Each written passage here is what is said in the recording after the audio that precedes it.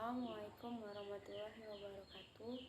Perkenalkan, nama saya Inayatul Hijriah dengan NIM 2030604093 dari kelas Mazawa 3. Di video kali ini saya akan menjelaskan hadis tentang zakat dan wakaf.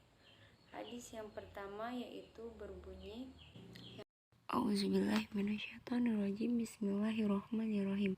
Man adaha qabla sholati fahiya zakatu maqbulahu wa man adaha ba'da sholati fahiya shadaqati minas shadaqah. Yang artinya yaitu barang siapa yang menunaikan zakat fitrah sebelum sholat, zakatnya akan diterima. Dan barang siapa yang menunaikan zakat setelah sholat, maka hanya dianggap sebagai sedekah. Penjelasan dari hadis di atas yaitu terdapat beberapa waktu yang terkait dalam membayar zakat fitrah, mulai dari waktu yang wajib sampai waktu yang haram, yaitu sebagai berikut. Sampai hari penghujung Ramadan, waktu ini merupakan waktu yang paling sering dilakukan umat Islam untuk membayar zakat. Yang kedua yaitu waktu wajib, yaitu mulai terbenamnya matahari di akhir Ramadan. Yang ketiga yaitu waktu sunnah, yaitu sebelum sholat subuh dan sebelum sholat Idul Fitri. Yang keempat waktu makruh, yaitu sejak selesai sholat Idul Fitri sampai sebelum matahari terbenam pada hari raya Idul Fitri 1 Syawal. Yang kelima yaitu waktu haram, yaitu sebelum matahari terbenam pada hari raya Idul Fitri atau setelah 1 Syawal. Berdasarkan penjabaran di atas, maka zakat fitrah tetap sah meskipun dibayar setelah sholat Idul Fitri, sehingga datangnya waktu maghrib pada 1 Syawal. Jadi, jika sudah melewati batas ketentuan yang telah ditentukan, maka itu dianggap sedekah, bukan lagi zakat fitrah.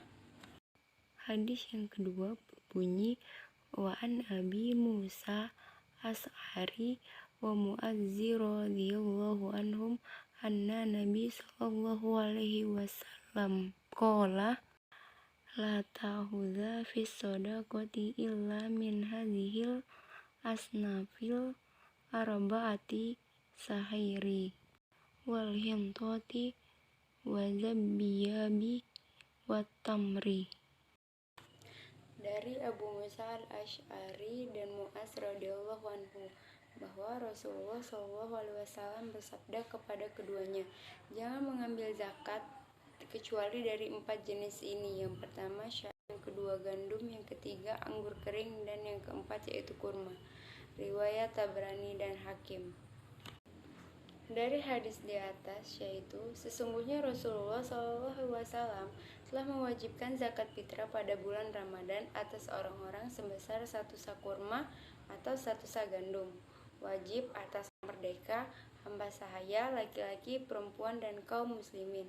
Hadis Rasulullah SAW di atas menyebutkan dari zakat fitrah dilaksanakan dengan menggunakan bahan makanan, yaitu dengan takaran 1 sa.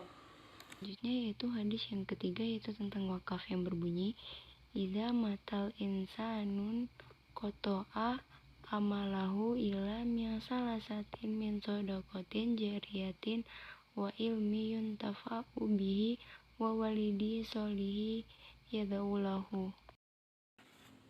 Yang artinya, jika seorang meninggal dunia, maka terputuslah amalnya, kecuali 3 perkara, yaitu sedekah jariyah, ilmu yang bermanfaat, atau doa anak yang soleh. Hadis riwayat Muslim nomor 1631. Penjelasan dari ayat di atas yaitu, yang dimaksud dengan sedekah jariyah adalah amalan yang terus tersambung manfaatnya, seperti wakaf aktifat tetap, contohnya kitab, tanah, dan Al-Quran.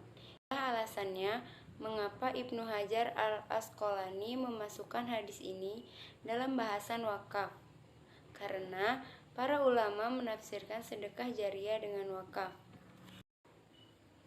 Syekh Abdullah Al-Fauzan berkata, hadis ini jadi dalil yang sahnya wakaf dan pahalanya yang besar di sisi Allah, di mana wakaf tersebut tetap manfaatnya langgeng pahalanya. Contohnya wakaf aktifat tanah seperti tanah, kitab, dan Al-Quran. yang terus-menerus dimanfaatkan. Selama benda tadi ada, lalu dimanfaatkan, maka terus mengalir pahalanya pada seorang hamba. Imam Asy-Syan'ani menyebutkan, para ulama menafsirkan sedekah jariyah dengan wakaf. Perlu diketahui bahwa wakaf pertama dalam Islam adalah wakaf dari Ibnu Umar bin Khattab, sebagaimana nanti akan disebutkan hadisnya yang dikeluarkan oleh Ibnu Syaiban. Kaum Muhajirin berkata, wakaf pertama dalam Islam adalah wakaf dari Umar. Baiklah, sekian materi tentang 3 hadis zakat dan wakaf yang bisa saya sampaikan. Apabila ada salah-salah kata, saya mohon maaf. Kepada Allah saya mohon ampun. Saya akhiri, wabillahi taufiq wal hidayah. Wassalamualaikum warahmatullahi wabarakatuh.